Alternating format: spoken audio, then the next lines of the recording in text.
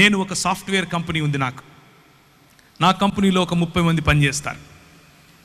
ఈరోజు నేను 2 షర్ట్లు 2 ప్యాంట్లు తీసుకుని వెళ్ళానని చెప్పాను. నేను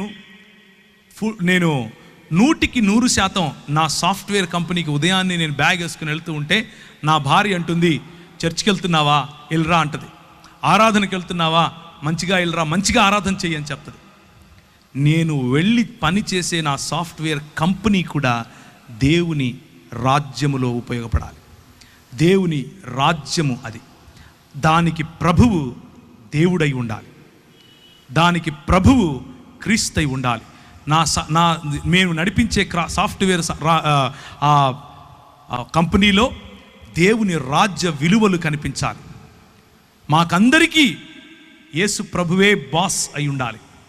నా క్యాబిన్లో ఒక పెద్దది రాసి పెట్టాను, మా అధికారి ఒక యూదుడైనటువంటి కార్పెంటరు అని. ఒక ఇంగ్లీష్లో ఉంటుంది, my boss is a Jewish carpenter అని. అది పెట్టాము అక్కడ. ఎందుకు అనంటే నేను అధికారి కాదు, దేవుడు అధికారి. నా ఉద్యోగం, నా సంపాదన, దాంట్లో 10 రూపాయలు ఇచ్చేస్తాను, 100 రూపాయలు సంపాదించి నా పని అయిపోయింది అని చేతులు దులుపుకొని వెళితే భక్తుడు అంటారు.